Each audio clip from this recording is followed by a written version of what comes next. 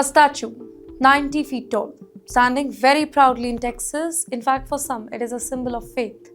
For others, it has suddenly become the center of a political storm. And now there's a larger question that is being asked: when culture travels across borders, who decide where it belongs? Welcome to TimesXP's Indian Diaspora section with me, Thriti Athri. Now, in cities like Delhi and surrounding areas, the Indian community has grown rapidly over the years. Professionals, families, students, many have made this particular region their home, turning it into one of the biggest hubs for Indians in the US. And with that, growth has come change, right? New businesses, new festivals, new temples, a stronger cultural presence. But not everybody is comfortable with that, of course. And now the discomfort, it is turning into an open debate.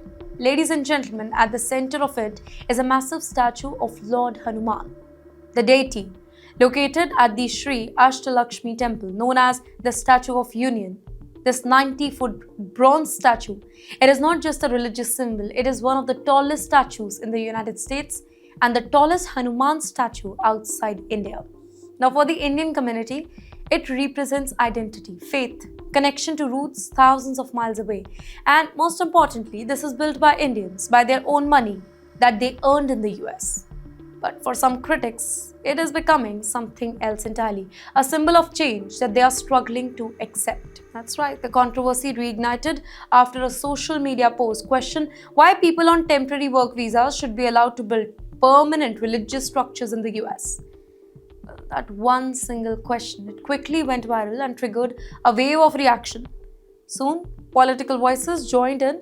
Alexander Duncan, basically a Republican Senate candidate, he posted a video questioning why such a statue was allowed in Texas, even calling it a false god, and arguing that America is a Christian nation. This happened probably a year ago, but it's about the context. Another leader, he went even further, describing the statue as sign of a third world invasion. Just like that, what started as a cultural discussion turned into a full-blown political and ideological battle.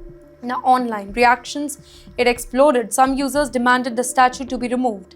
Others linked it to the larger H-1B visa debate. I don't know how you can connect Lord Hanuman with H-1B, but it suggests that immigrants on temporary visas, they should not have the influence to the public spaces. But here's another side of the story, and it is just as strong. Community leaders and advocacy groups, they have pushed back strongly.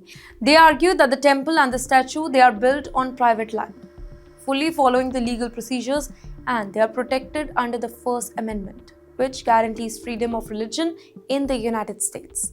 Temple representative, including their vice president, Mr. Vijay, they have clarified that the project went through the proper approval with the local authority and received support during the entire process.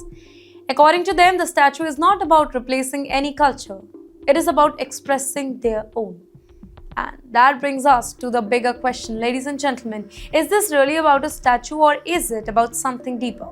About identity, migration, how societies adapt other cultures? Because America has always been a country shaped by immigrants, right? Remember, native Indians, different languages, religions, traditions, all coming together to create something new. But moments like these, they show that process is not always smooth. Now, for some, the statue is a proud symbol of diversity. For others, it feels like a shift that they do not expect. Right now, the 90-foot statue, it is doing more than just standing tall. It is forcing a conversation about faith, about belonging, and changing face of communities in modern America. The question is, will that conversation lead to understanding or deeper divide even further?